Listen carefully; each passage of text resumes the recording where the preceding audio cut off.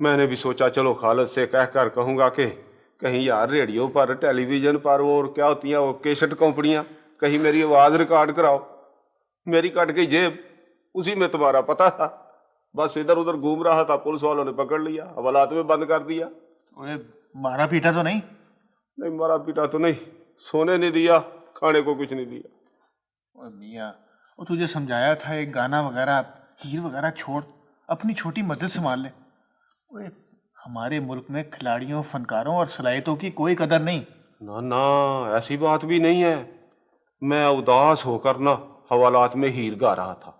लो जी, बड़े साहब ने सुन लिया, फौरन मुझे अपने दफ्तर बुलाया, फरमाइश करके दोबारा हीर सुनी मुझसे, फिर अपने अमले को बुलवाया।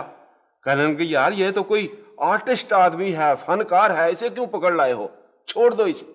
बस उन्होंने मुझे छोड़ दिया, यहां तक पहुंचने में मेरी मदद भी की। अच्छा गांव की कोई खबर सुना?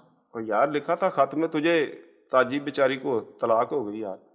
हाँ वो खत तो मुझे मिल गया था। बस जिस दिन वो रिहा होकर आया ना फलक शेर, अगले दिन गामू ने उस पर कातलाना हमला कर दिया।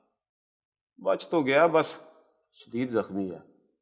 अच्छा जूरा कैसा है? बिल्कुल ठीक, दब के भाई बिजी कर रहा है, बिल्कुल सीधा हो गया भाई। बस हमारा यही मकसद था।